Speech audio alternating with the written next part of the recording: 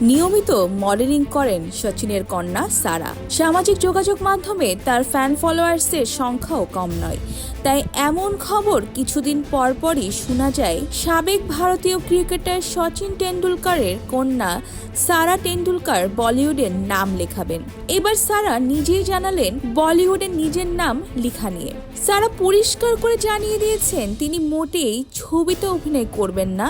এ নিয়ে তার মনে কোনো দ্বিধাদ্বন্দ্বও নেই।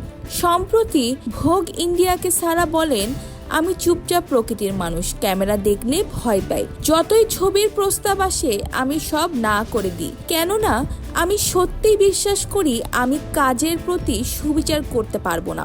আমার মনে হয় অভিনয় আমাকে সন্তুষ্টির পরিবর্তে বরং আরও উৎকণ্ঠা তৈরি করবে।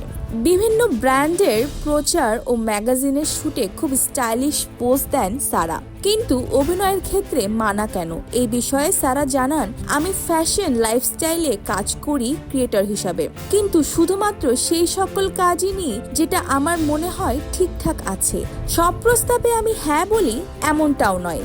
তিনি আরও জানান, আলোকচিত্রীরা তাকে দেখলেই পিছু নেন, যা তার জন্য খুবই অস্বস্তিকর, কারণ তিনি বড় হয়েছেন খুবই সাধারণভাবে, একদম স্বাভাবিকভাবেই তার শৈশবটা কেটেছিল। কলোনির বন্ধুদের সঙ্গে খেলেছে, ক্লাস করেছে নিয়ম করে। তখন পাপারাজি সংস্কৃতি এতটা বাড়েনি। এখন রেস্তোরাঁ, জিম, সব জায়গায় ওরা হাজির। তবে আমি সবসময়ই সত্যিকারের আমি হয়ে থাকার চেষ্টা করি। বিমানবন্দরের সাজ নয়, যা খুশি তাই পরি।